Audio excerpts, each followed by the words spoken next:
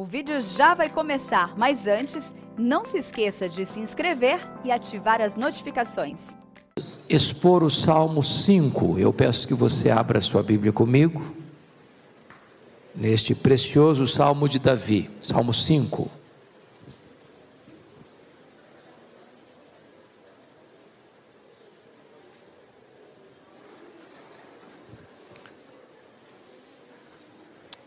Salmo 5, na medida que você for entrando, se sentando, pode abrir sua Bíblia comigo nesse Salmo.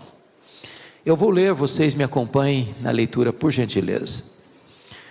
Dá ouvido, Senhor, às minhas palavras, e acode ao meu gemido. Escuta, Rei meu e Deus meu, a minha voz que clama, pois a Ti é que imploro. De manhã, Senhor, ouves a minha voz, de manhã te apresento a minha oração e fica esperando.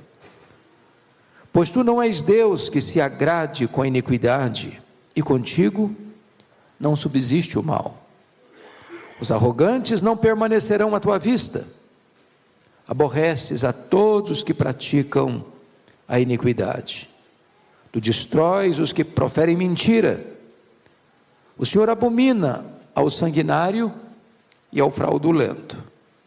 Porém eu, pela riqueza da Tua misericórdia, entrarei na Tua casa e me prostrarei diante do Teu santo templo no Teu temor.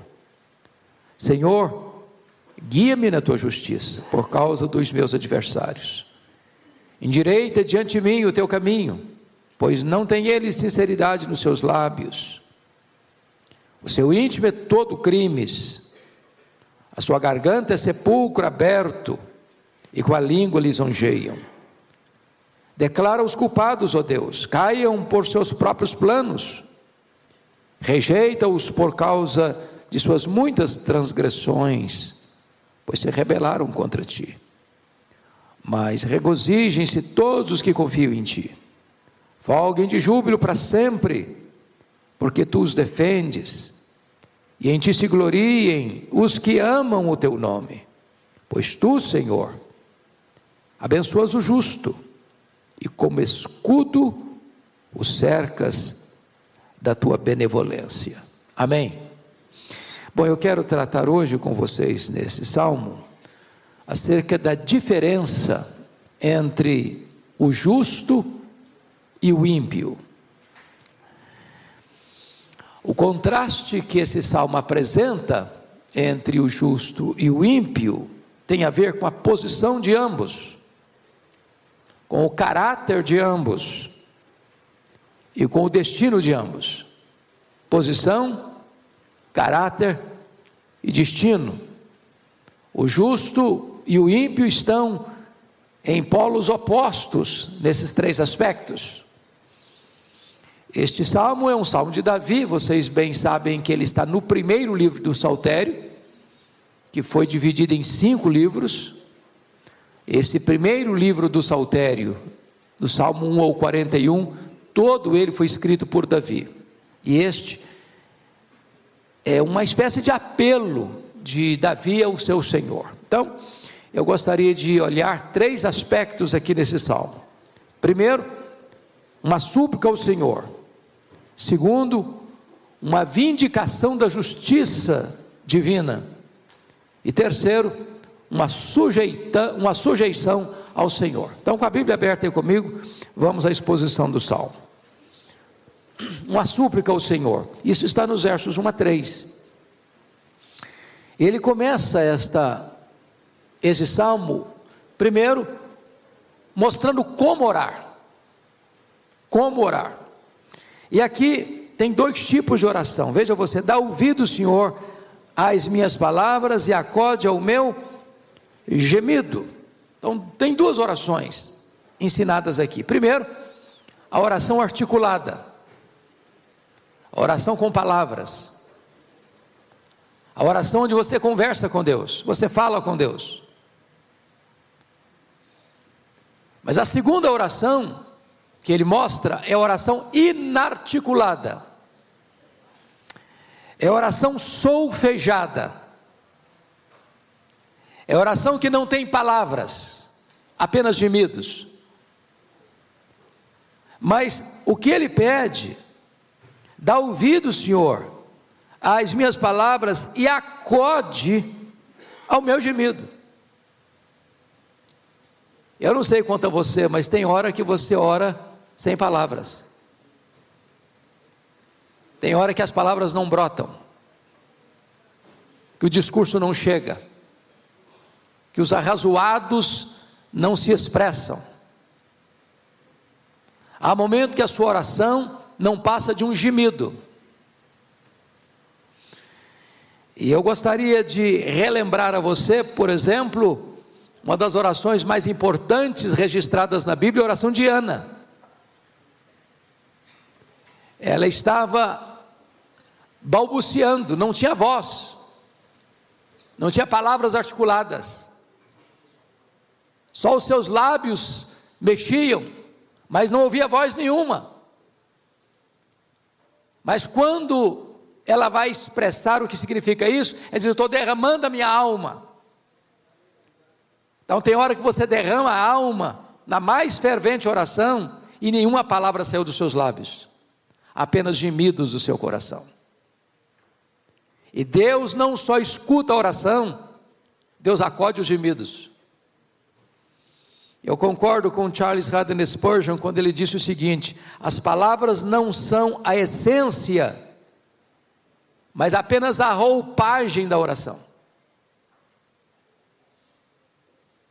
As palavras não são a essência da oração, as palavras são apenas a roupagem da oração.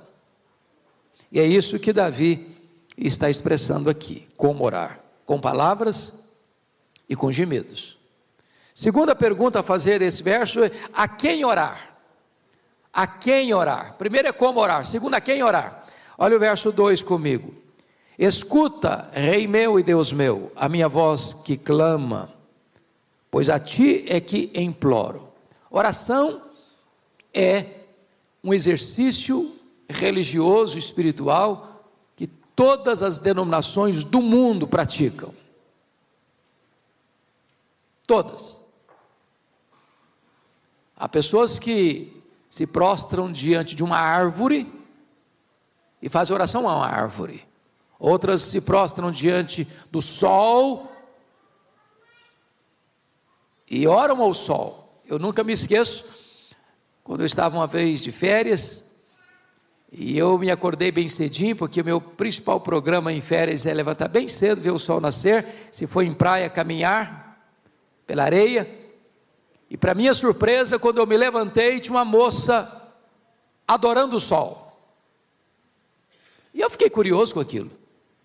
E ela fazia gestos, ela fazia súplicas, e ela fazia encenações. Aí eu tentei me encostar com um pouco de jeito. Quando ela terminou, eu perguntei: o que é que a senhora está fazendo?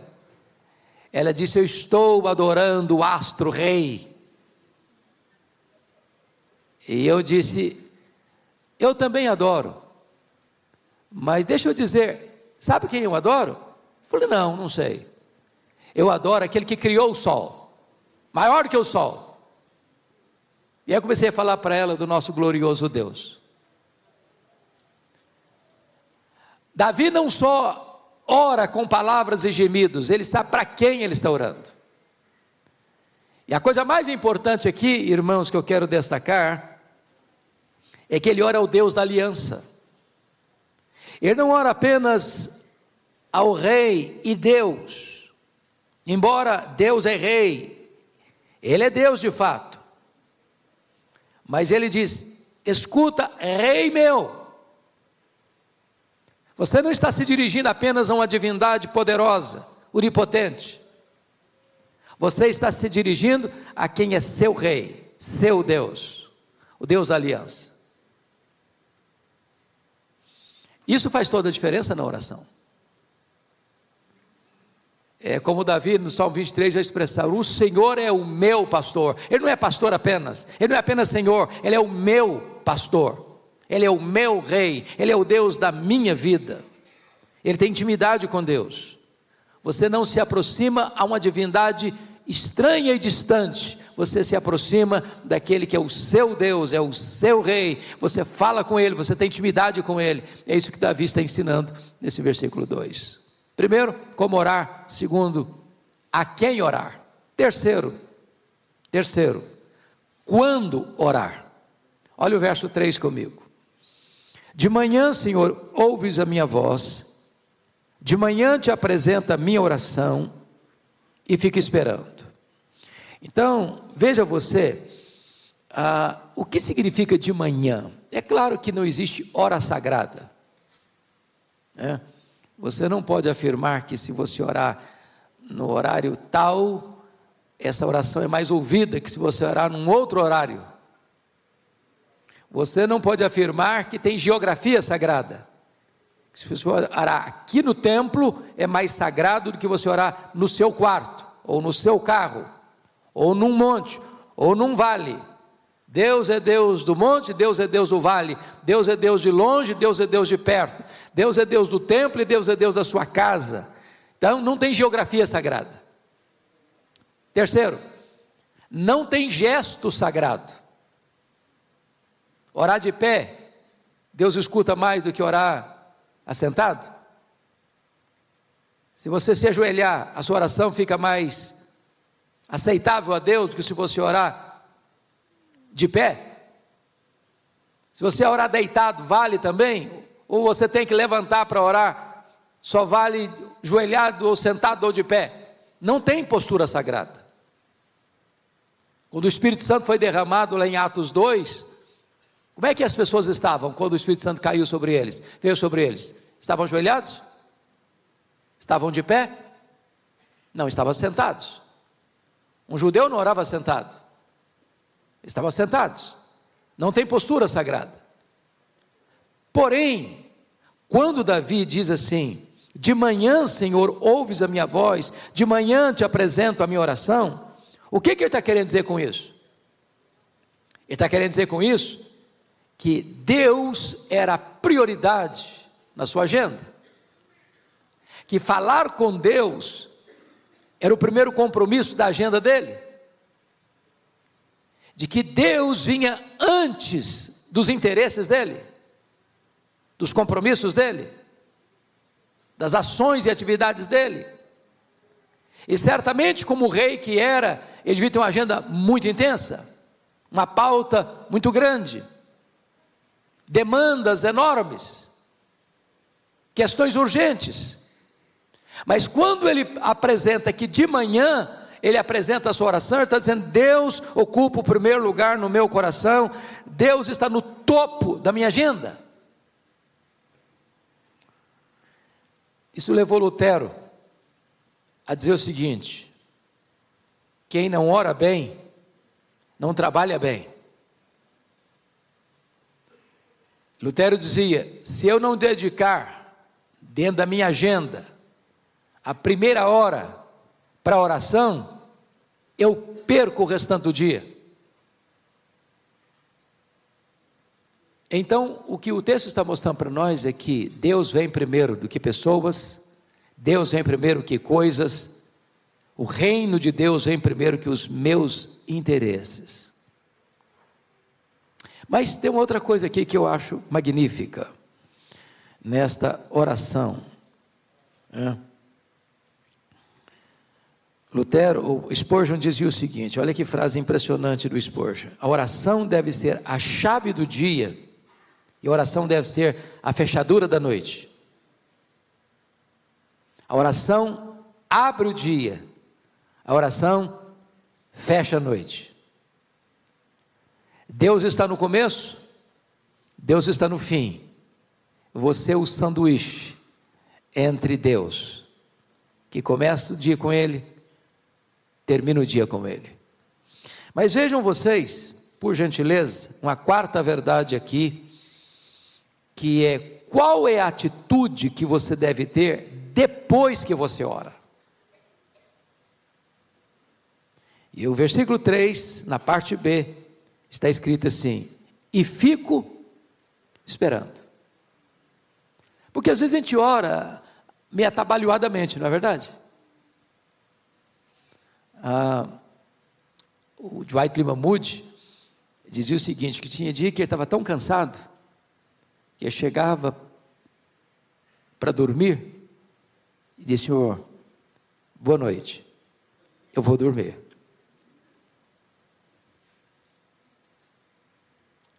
Mas eu entendo que Davi aqui, na sua oração, não é apenas aquela oração devocional, na hora de dormir, ou na hora de acordar, ou agradecer por uma refeição. A oração aqui para Davi é uma luta.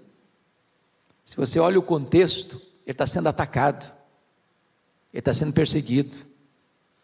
Davi está sendo encurralado por circunstâncias e por pessoas que querem destruí-lo, tomar-lhe o trono, passar-lhe uma rasteira.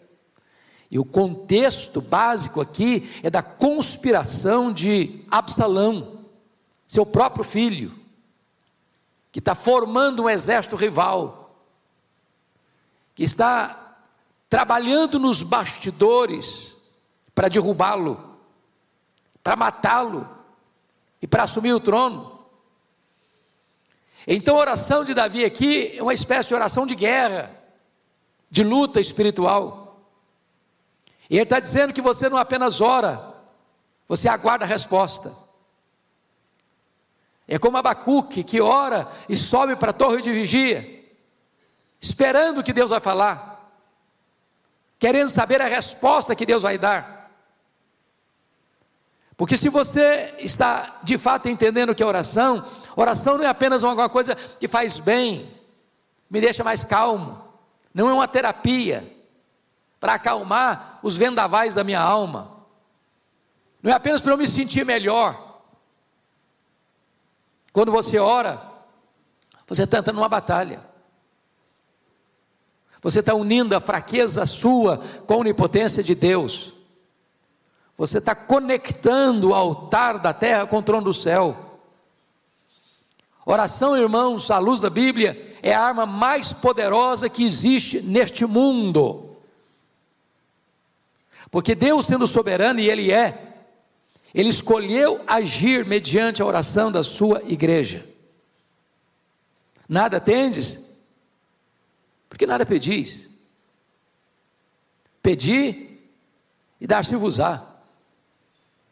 Então, se não temos, é porque não pedimos.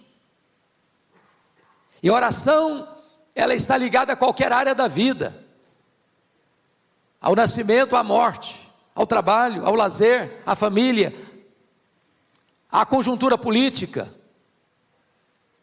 ao enfrentamento de inimigos terríveis que conspiram. Então Davi quer esperar de Deus uma resposta. Quando ele diz: de manhã apresento a minha oração, essa expressão de manhã apresento é um termo no hebraico, um termo militar.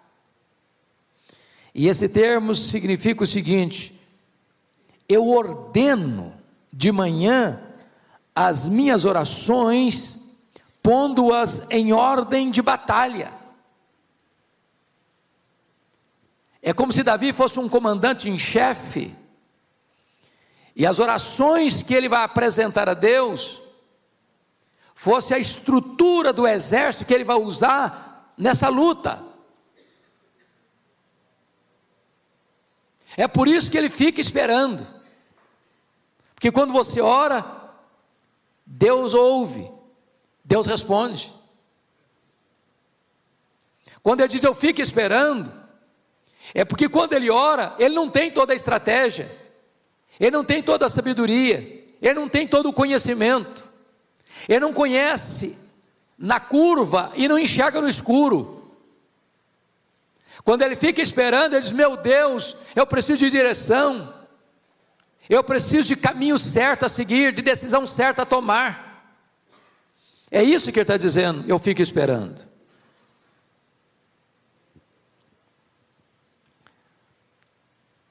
Em outras palavras, ao orar, você mostra que depende de Deus. Ao não esperar resposta, você renuncia à confiança. Me permita um exemplo. Atos 12. Está escrito lá que Pedro, depois que Tiago foi passado ao fio da espada em Jerusalém, e isso agradou um grupo de judeus em Jerusalém, o Tiago Agripa I, que era rei, ele não era um tetrarca, ele era rei, ele resolve botar Pedro na prisão de segurança máxima, para matá-lo depois que o povo fosse embora, depois da Páscoa. E diz lá que havia oração da igreja em favor de Pedro. Aí o Senhor manda um anjo para tirar o Pedro da prisão máxima de Herodes. Aí o Pedro vai na reunião de oração onde os irmãos estavam orando por ele. Aí o Pedro bate a porta. Aí a menina que cuidava da casa, que era a secretária da casa, vai lá, e quando ela olha, quem está na porta? Pedro.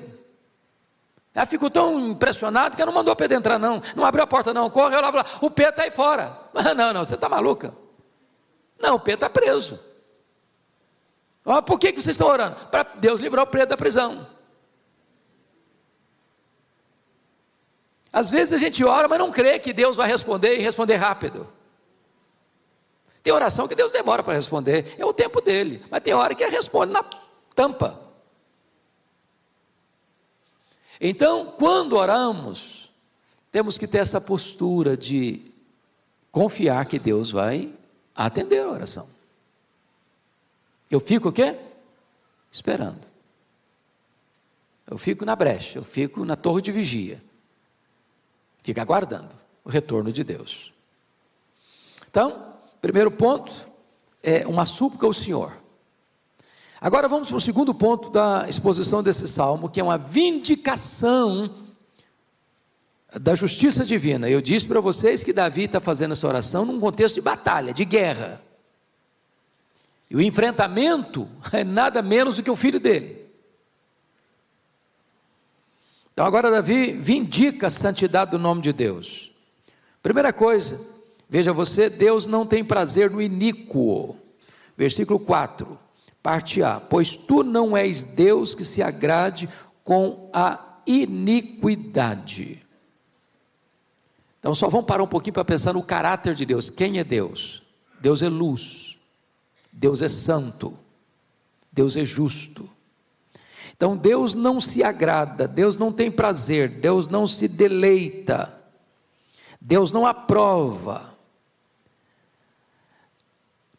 a iniquidade, aquilo que é sujo, aquilo que é mal, aquilo que não está com intenção boa, que não tem motivação correta, que não tem sintonia com o caráter de Deus, com o ser de Deus.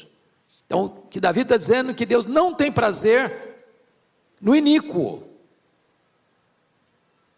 Ele não tem prazer no produto do iníquo, que é a iniquidade. Segundo, Deus não habita com o mal, versículo 3 a 4, parte B, e contigo não subsiste o mal.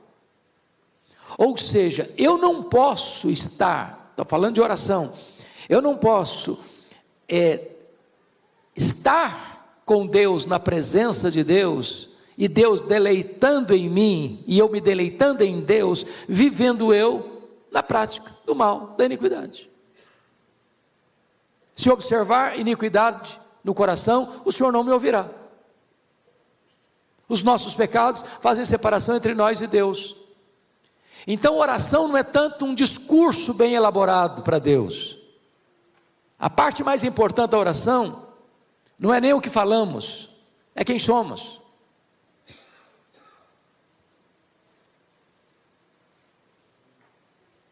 Por que os fariseus faziam orações tão bonitas, discursos tão eloquentes, mas nada resolvia?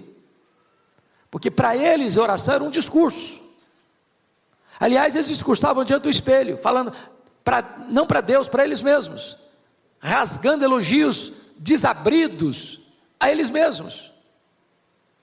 Não, isso não é oração. Às vezes uma oração que Deus agrada é aquela do publicano, que não consegue enxergar, não olhar para cima, bate no peito e diz: tem misericórdia de mim, Senhor, tem compaixão de mim, eu sou um miserável pecador. Esse desce justificado, porque Deus primeiro vê o coração, muito antes de escutar as palavras que brotam desse coração. Terceiro, Deus lança fora o arrogante. Olha o versículo 5, parte A: os arrogantes não permanecerão à tua vista. Ou seja, Deus expulsou, preste atenção nisso, Deus expulsou quem do céu? O anjo de luz. Por que Deus expulsou o anjo de luz do céu? Arrogância, quis ser igual a Deus, quis estar acima dos outros anjos de Deus. Então não dá para orar com o nariz empinado. Deus não escuta, Deus manda embora, expulsa. O que Deus fez com Adão e Eva quando eles quiseram ser igual a Deus, lá no Éden? Deus os expulsou do jardim. Deus não aceita, Deus não tolera, Deus não permite que os arrogantes entrem pelos portais celestiais. Para entrar no céu, tem que curvar, a não ser que você reconheça que você é um pecador e carece da graça de Deus, não tem a mínima esperança, a mínima possibilidade de você adentrar pelos portais celestiais. Mas em quarto lugar, olha comigo, versículo 5, parte B: Deus aborrece o que vive na prática da iniquidade. Olha o versículo 5b: aborreces a todos os que praticam a iniquidade. Vamos entender isso aqui, irmãos, porque isso é soleníssimo. Às vezes a gente tem a ideia de que Deus aborrece apenas o pecado, mas não aborrece o pecador. Há uma frase que precisa ser bem entendida: Deus odeia o pecado, mas Deus ama o pecador. Vamos entender bem isso aqui, porque vamos voltar ao texto. O que está escrito aí? Aborreces a todos os que praticam a iniquidade. O que Deus está aborrecendo aqui? Não é iniquidade agora. O que Deus está aborrecendo aqui? Todos. Todos quem? Os que praticam a iniquidade. Então Deus aborrece não apenas o pecado, Deus aborrece o pecador. Deus está dizendo: eu não tenho prazer em você, eu não me agrado de você. Até porque Deus tem que ser consistente com o seu caráter. Então Deus não tem o mesmo deleite num piedoso e num ímpio, num humilde e num arrogante, num santo e num iníquo.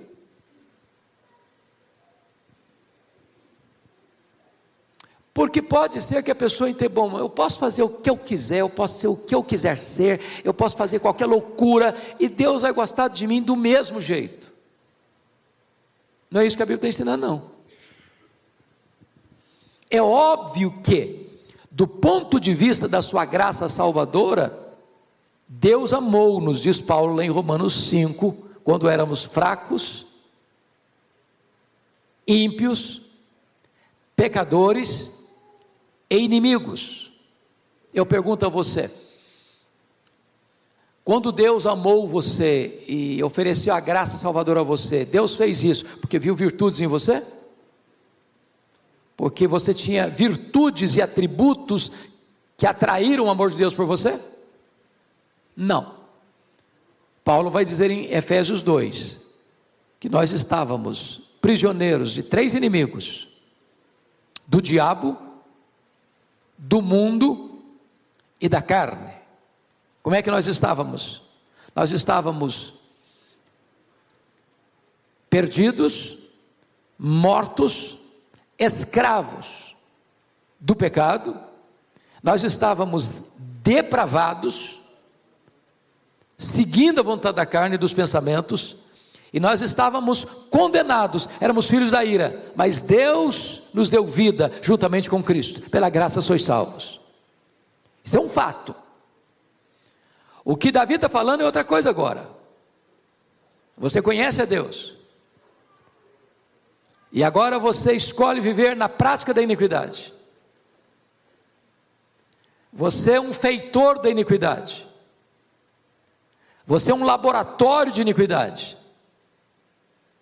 Ele está tratando do contexto em que, do próprio povo de Israel, alguns vão abandoná-lo, o rei que instituído por Deus, ungido de Deus, de onde procederia o Messias de Deus, para seguir um rei rival, formando um reino rival, tramando nos bastidores para matar e para assumir um outro reino, obrando a iniquidade. E Deus está dizendo, Deus não tem prazer nesse iníquo. Deus não tem prazer nesse iníquo. Muito bem, quinta lição aqui, Deus destrói o mentiroso. Olha o versículo 6, a parte B. Tu destróis os que proferem mentira. Vamos pegar aqui o contexto, meus amados irmãos. Lá em Apocalipse 21:8 diz que fora do céu vão ficar todos os mentirosos. O mentiroso é um engodo, é uma farsa. O mentiroso é um ser que faz uma propaganda de um fato que ele não é. Ele é um anticristo. O que é um anticristo? É aquele que tenta ficar no lugar de Cristo ou se opõe a Cristo. O mentiroso tem como patrono e pai o diabo. O diabo é o pai da mentira. O que é que Deus faz com o mentiroso? Deus destrói o mentiroso. Então, vamos ilustrar isso aqui com a própria situação do conspirador, o Absalão. Ele está indo, guerreando contra o pai. Davi tem que sair, fugido de Jerusalém, descalço, a pé, de noite, chorando. E o Absalão está vindo, entra no palácio, coabita com as concubinas do pai, à luz do sol, depois marcha com seu exército para matar Davi. O que acontece? Davi não luta, pessoalmente, mas está escrito que aquela mata, que aquela floresta, que aqueles carvalhos, serviram de forca para Absalão. Mais pessoas morreram na floresta do que na batalha. Segundo, aquela jumenta que ele cavalgava na floresta, serviu de carrasco para ele, porque foi a jumenta que entrou debaixo do carvalho, para que ele ficasse pendurado ali. Terceiro, os cabelos dele, que eram a grande beleza dele, que era o diferencial da beleza física dele, se transformaram na corda que vai matá-lo.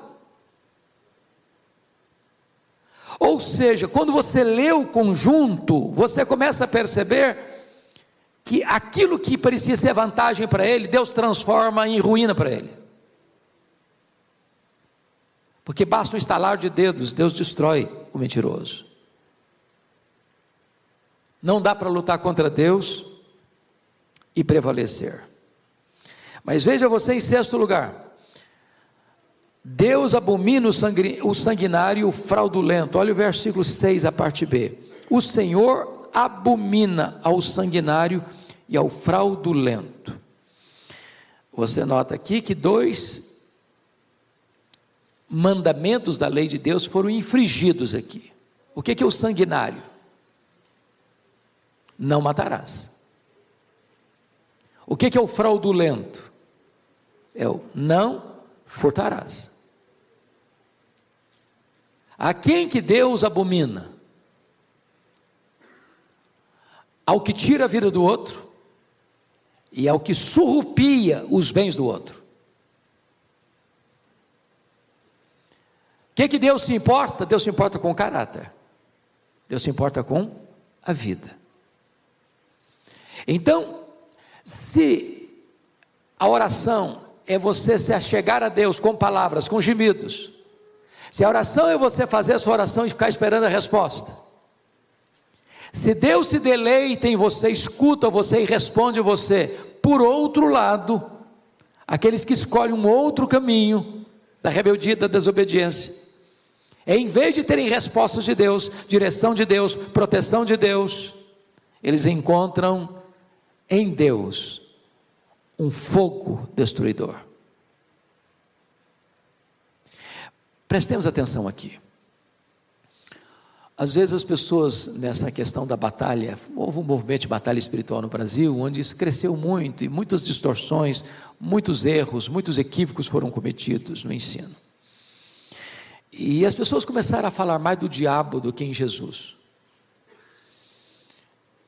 E a pessoa via diabo em tudo, né? Você está dirigindo seu carro, de repente o pneu fura, é o diabo. Aí você tem uma leve dor de cabeça, é o diabo. Em vez de tomar uma aspirina, uma Neosaldina e resolver o problema, bota a culpa no diabo. E aí uma pessoa se estressou com você, é o diabo. E atribui tudo ao diabo. E aí parece que o medo é que o diabo está aí. O problema não é a presença do inimigo. O problema é a ausência de Deus.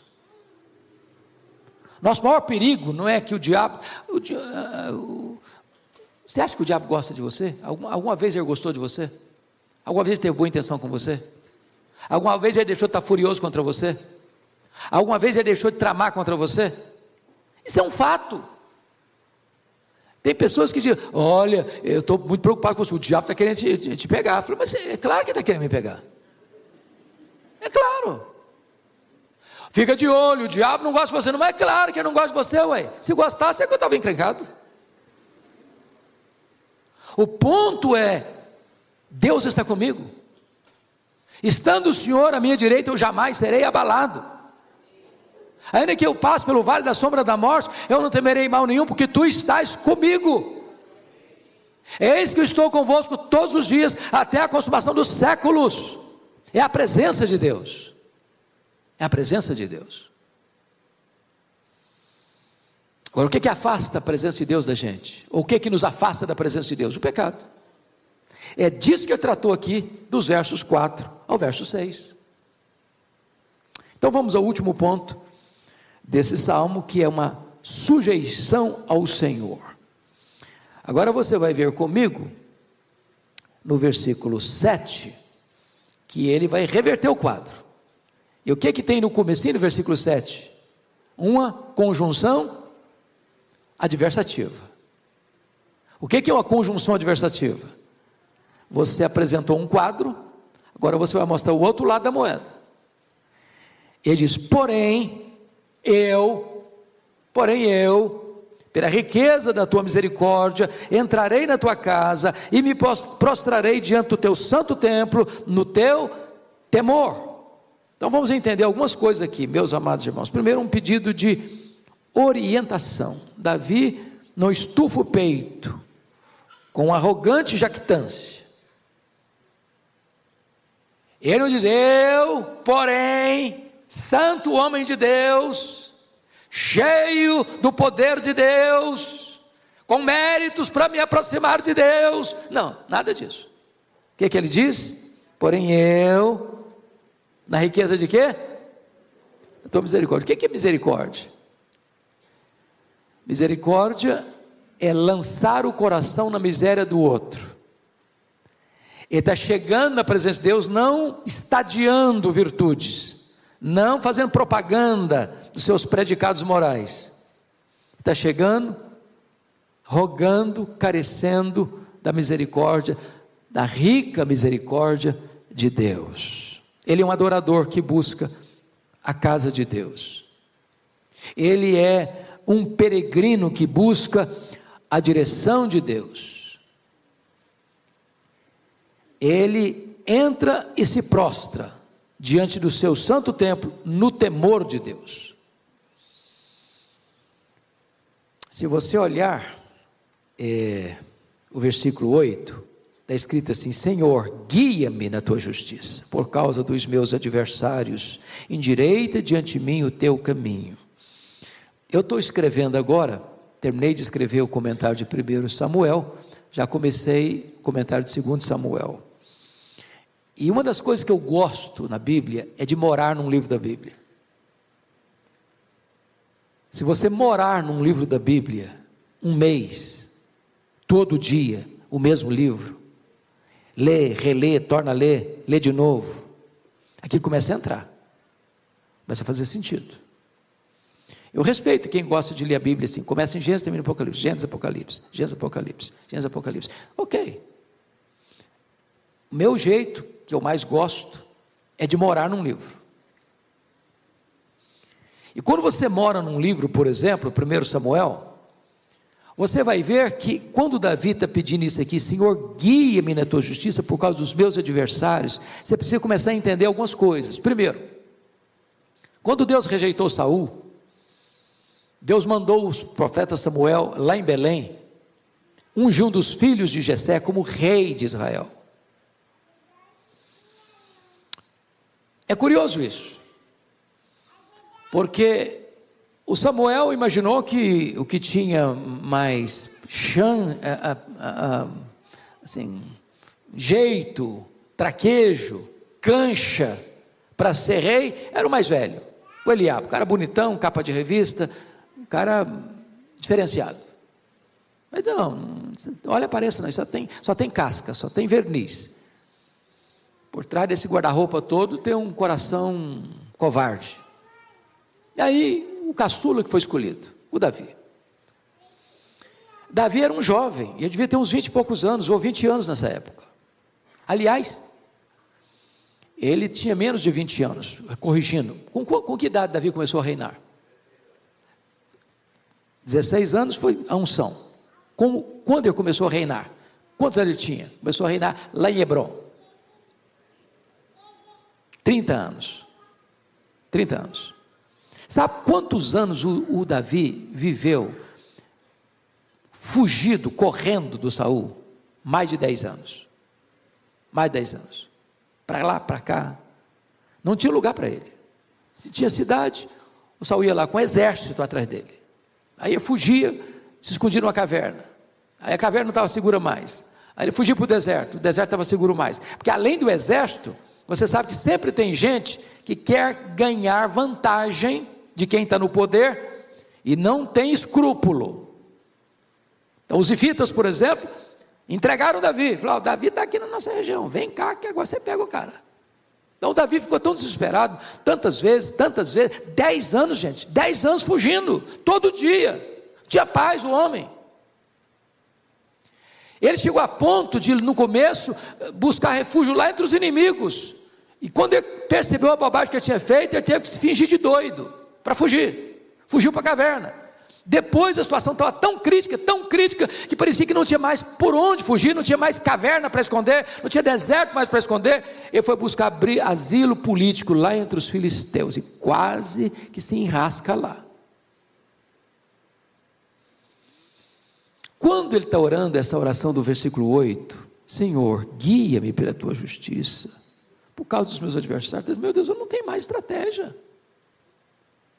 sei mais o que fazer.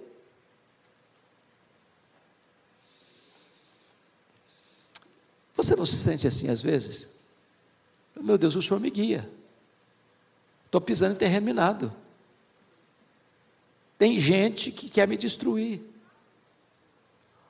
ou às vezes nós nos tornamos os nossos maiores inimigos, porque não pensem vocês que Davi foi sempre um camarada que acertou, não, ele cometeu muita besteira, muita bobagem, muita loucura, ele foi insensato às vezes. Por exemplo, quando ele vai lá em Nob, visitar o sacerdote, e conta uma mentira lá, dizendo que não, eu estou aqui numa missão secreta, não tal, eu conto uma história lá, uma lorotazinha lá, não era verdade o que ele falou. E aí, ele que quando venceu Golias, disse: você vem contra mim, com espada, com escudo, mas eu vou contra você, em nome do Senhor dos Exércitos. Ele vai pegar a espada do Golias, como se a espada do Golias fosse uma arma que pudesse defender ele. Não, era o Senhor que defendia. Tem hora da fraqueza, e ele pega a espada do Golias, tão malucamente. Para onde ele vai? Vai lá para Gate, a terra do Golias. Tem que fingir de doido para sair. E depois ele sabe que tem um camarada lá, chamado Doeg, o fofoqueiro, que vai delatar, que vai contar outra história. E por causa disso, 85 sacerdotes, e toda uma cidade foi dizimada por Saul, e ele diz: eu sou o culpado. Quando ele chega em Gate, lá no finalzinho, que não aguentava mais fugir, ele jogou uma vida dupla, teve uma vida dupla. Ele pediu para o rei Aquis: olha, eu não vou ficar aqui não sou muita gente e tal, etc. Manda para a gente ir lá para outra cidade, ficar quietinho lá com a gente. Aí designou Ziclag, lá no sul. E o Aquis está pensando que ele tinha mudado de partido. Agora ele tinha virado filisteu, que agora o inimigo dele era Israel. E lá em Ziclag ele faz jogo duplo, dá relatório para Aquis, que está lutando as causas dos filisteus, mas não está lutando contra o filisteu não, ele está derrotando, são os inimigos de Israel. Jogo duplo. Você não vê o Davi orando nesse tempo. Ele está fazendo o jogo dele, e quase que se enrasca, porque o Aquis chega para ele e falou: estou entrando agora numa batalha contra Israel, e você, meu escudeiro, e você, os seus homens, vão conosco no meu exército, para nós derrotarmos Israel. E agora ele está encrencado, porque está num bico de sinuca, uma sinuca de bico. Mas Deus, na sua generosa providência, trabalhou os príncipes filisteus, falou: manda esse homem embora, esse homem vai com a gente, esse cara é guerreiro, se ele voltar contra a gente, nós estamos encrencados. E o Davi foi dispensado. Gente de Deus às vezes fica maluco. Gente de Deus às vezes dá um minuto de bobeira. Gente de Deus às vezes faz coisa errada. Gente de Deus às vezes toma decisão precipitada. Gente de Deus às vezes deixa de confiar no livramento de Deus e acha que a solução está na sua própria mão. Quando ele faz, portanto, essa oração aqui no versículo 8, irmãos, ele está fazendo, olhando para as lentes do retrovisor de que ele já tinha passado, e diz assim: Senhor, guia-me na tua justiça. Eu não sei dirigir meus próprios passos, eu não sei tomar as melhores decisões, eu preciso de direção, eu sou um peregrino e eu preciso de direção na minha vida. Muito bem, segunda lição aqui desse terceiro ponto é um diagnóstico com precisão no versículo 9. Pois não tem ele sinceridade nos seus lábios, o seu íntimo é todo crimes, a sua garganta é sepulcro aberto, e com a língua lisonjeiam. Se você perceber, o contexto é o de Saul mesmo, de Absalão. Só voltando um pouquinho na história do Absalão, né? O Davi cometeu muitos erros com a sua família. Primeiro, se você ler lá em 2 Samuel capítulo 3, você vai ver que ele teve 6 filhos com 6 mulheres diferentes em Hebrom. Eu sou rei, agora posso tudo. Estava ele certo? Errado. Deuteronômio diz que os reis não podiam multiplicar mulheres. Ele foi o mestre, o filho dele foi o aluno. Salomão avançou um pouco mais, só teve 1000 mulheres, 700 princesas, 300 concubinas. Vamos entender isso aqui. Esses casamentos não eram só porque, assim, depravação moral, não. Esses casamentos eram casamentos políticos. Na cultura da época, um rei, quanto mais esposa tinha, mais vínculos, mais capilaridade política ele tinha, para manter um governo com alianças. Mas lá está escrito que ele teve 6 filhos diferentes, com 6 mulheres diferentes. Sabe quantos filhos Davi teve ao todo? 23. Sabe o que Davi fazia? Ele não tinha comunhão com eles, ele não conversava com eles, ele não tinha relacionamento com os filhos, mas ele constitui seus filhos como ministros de Estado, nepotista. Quando Absalão conspirou contra o seu pai, e debaixo das barbas dele, está escrito lá em 2 Samuel 15, que o Absalão ia para a porta quase do palácio, e furtava o coração do povo. Furtava o coração do povo. É isso que ele está dizendo aqui no versículo 9, ele está fazendo um diagnóstico, pois não tem ele sinceridade nos seus lábios, o seu íntimo é todo crime. O camarada chegava, falou, qual é a sua causa, qual é a sua demanda? O camarada falou, rapaz, estou encrencado aqui, a burocracia do Estado é grande, eu estou tentando resolver o problema, mas está demorando para resolver o problema. Eu falei, cara, sua causa é justa. Se tivesse um cara como eu no poder aí, estava resolvido. O problema é que o governo está ruim, o governo está fraco, o governo demora, a burocracia está grande. Eu sou o cara. E diz o texto que ele foi furtando o coração do povo, furtando o coração do povo. Daqui a pouquinho formou um exército, que veio para matar o Davi, tomar o trono do Davi. Então Davi olha para esse tipo de comportamento e diz, Senhor, eles não têm sinceridade dos seus lábios, o íntimo deles é todo crimes, e mais, a sua garganta é sepulcro aberto, e com a língua lisonjeia, ou seja, a garganta está pronta para devorar, mas a língua está passando mel no cara, para enganar o cara. Isso é o diabo, faz isso, não é?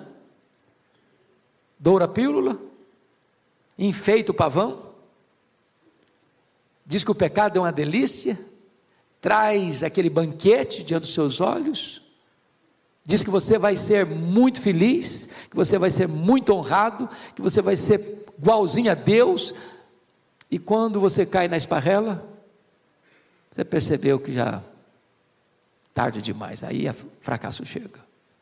Esse texto, para vocês terem ideia, esse versículo 9, está citado em Romanos capítulo 3, para Paulo provar a depravação total do ser humano.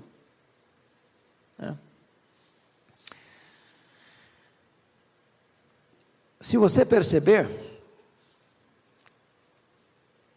que pecado é que Davi destaca no versículo 9? Dê uma olhadinha e me responda. Qual o pecado que ele está descrevendo aí?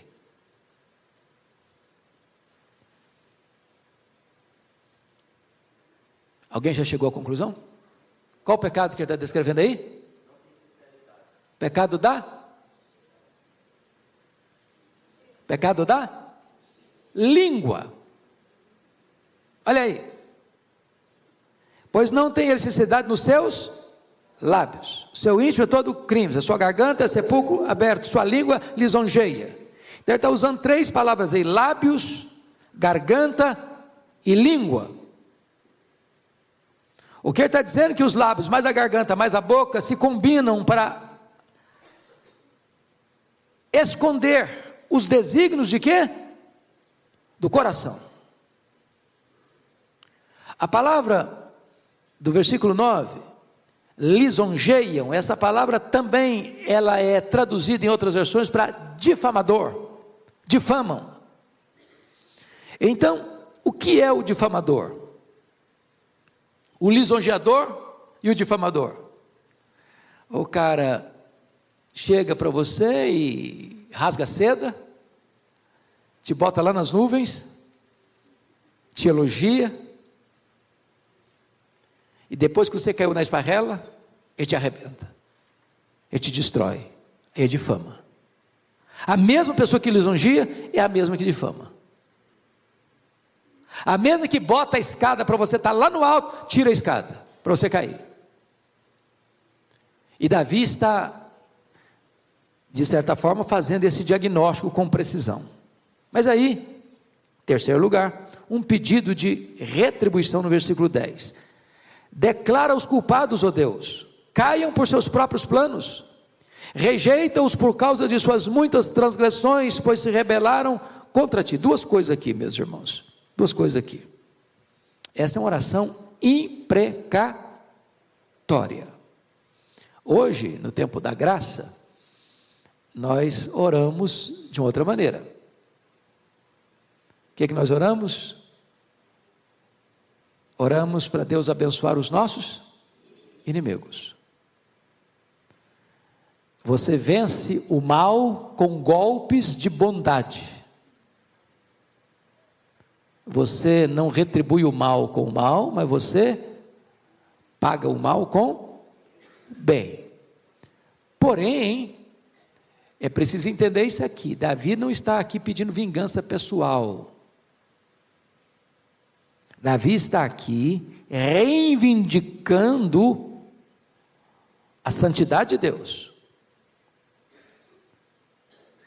Pois notem você no verso 10, parte B: rejeita-os por causa das suas muitas transgressões, pois se rebelaram contra ti. Vamos compreender isso bem.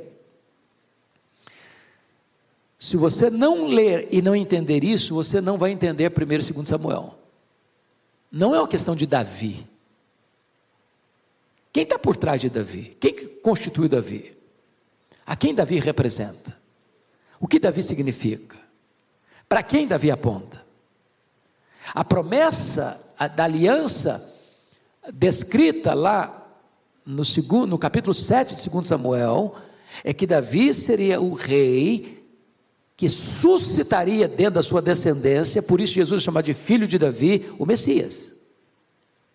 Lutar contra o reino de Davi é lutar contra o reino de Deus. Insurgir-se contra Davi, nesse contexto, é insurgir-se contra os interesses do Messias.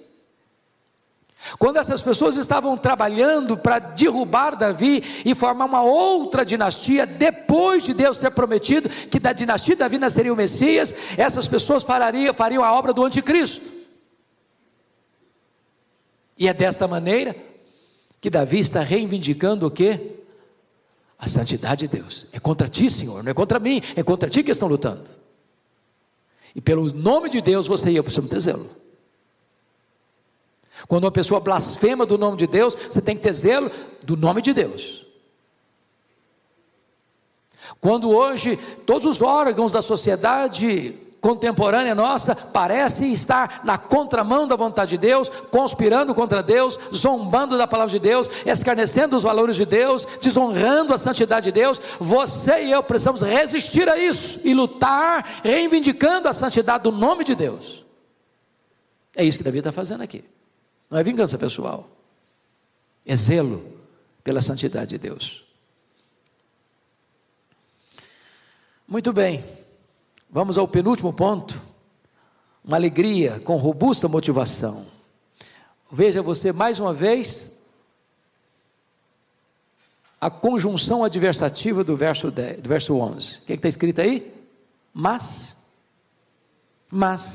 regozijem-se todos os que confiam em ti, folguem de júbilo para sempre, porque tu os defendes, e em ti se gloriem os que amam o teu nome.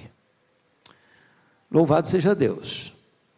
O que o texto está dizendo é o seguinte, é que quem confia em Deus nunca é decepcionado.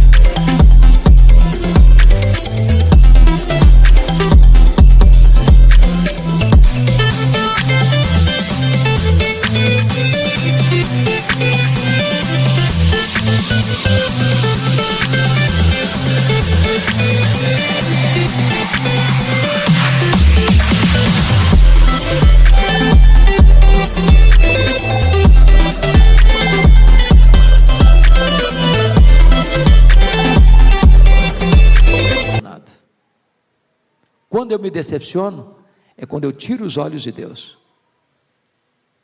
Enquanto Pedro estava olhando para Jesus, ele estava caminhando sobre o mar. Como é que ele começou a afundar? Porque continuou olhando para Jesus? Não. Ele tirou os olhos de Jesus. Botou os olhos na fúria do vento, no encrespar das ondas revoltas. E num momento ele começa a afundar. Se eu permanecer confiando, eu não vou ser decepcionado. Eu vou me alegrar. E em ti se gloriam os que amam o teu nome. Irmãos, amar o nome de Deus é amar a Deus, é ter zelo pelo nome de Deus, é ter prazer e deleite nele. E ele fecha, e ele conclui esse salmo, esta súplica dele, no versículo 12: pois tu, Senhor, abençoas o justo, e como escudo cercas da tua benevolência. Então o justo tem duas coisas aqui. Primeiro, ele é o quê? Abençoado. Segundo, o justo é o quê? Protegido. Abençoado e protegido. Em outras palavras, Deus é o manancial das bênçãos e Deus é o escudo protetor. É curioso que dentro da panóplia é uma palavra tanto grega quanto portuguesa. Tem versão que usa a palavra panóplia para armadura. Na língua grega, a palavra armadura é exatamente a palavra panóplia. Então, a palavra panóplia não só é traduzida, é como se fosse apenas transliterada. Na panóplia, na armadura do cristão, tinham várias peças. Uma para proteger a cabeça, outra para proteger o peito, outra para proteger os pés. Mas uma peça era para proteger o corpo inteiro. Era o escudo. Você pega o escudo com o braço esquerdo, para a mão direita ficar com a espada, e esse escudo protegia você da cabeça aos pés. Ele está dizendo: Deus é o nosso escudo. É Deus quem protege você. É Deus quem abençoa você. Então, oração é ter comunhão com Deus, é deleitar-se em Deus, é ter prazer em Deus. Porque não ora, primeiro, quem não conhece a Deus. Você não pode falar com um estranho e ter prazer nessa fala. Segundo, você não ora se você não tem intimidade. Porque se você não tem intimidade com Deus, você, ou ajoelhado, ou sentado, ou em pé, ou deitado, você conversa 2 minutos e não tem mais assunto. Tem papo. Ou você faz da oração apenas um rosário de perguntas, de pedidos. Me dá isso, me dá aquilo, me dá aquilo outro, me dá aquilo outro, me dá aquilo outro, me dá aquilo outro, aquilo outro, e virou um rosário de perguntas. E eu fico imaginando na figura de pai, se toda vez que um filho chegasse para o pai: pai, me dá isso, pai, me dá aquilo, pai, me dá aquilo outro, pai, me dá mais isso, pai, me dá mais aquilo, uma relação utilitarista. O que o pai gosta? O pai gosta de ter o filho, de abraçar o filho, de beijar o filho, de orientar o filho. Quando precisa, está aqui, meu filho. Porque o filho confia no pai, o filho ama o pai. O pai é o provedor do filho. Agora, o filho primeiro honra o pai, para depois pedir alguma coisa para o pai. É isso que é oração. É você ter prazer em Deus, comunhão com Deus. E então você tem liberdade, então você tem confiança, então você tem acesso, você tem plena aceitação. Oração é batalha. Batalha. Porque você está orando num contexto de guerra, de orquestração. E ele retorna de novo. Que oração é você saber que Deus abençoa você e Deus protege você. Vamos ficar em pé e vamos orar e dar graças a Deus. Receba, Senhor, a nossa gratidão pela Tua palavra, tão rica, tão boa, tão oportuna, tão necessária, tão abençoadora. Deus, nós precisamos crescer na escola da oração. Nós precisamos sair do maternal. Nós precisamos sair dos estágios iniciais.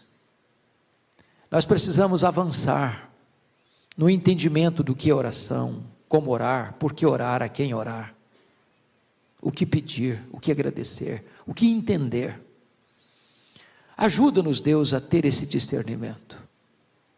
Ajuda-nos na dinâmica da vida, não agir como às vezes Davi agiu, por sua própria conta, da sua própria forma, com seu próprio coração. Ajuda-nos a agir como ele pede aqui. Nos guia, Senhor. Nos orienta, Senhor. Nos aponta o caminho. Nos dê estratégias. Meu Deus, Tu és poderoso para desfazer os laços do inimigo, para quebrar as armadilhas do inimigo, quebrar e queimar os carros do inimigo no fogo, despedaçar suas lanças. Tu és poderoso, Deus, para nos proteger, porque Tu és o nosso escudo. Louvado seja o Teu nome. Receba a nossa gratidão por esta manhã tão preciosa na Tua casa. Oramos em nome de Jesus. Amém. Deus abençoe, meus amados. Até daqui a pouco no culto das 11.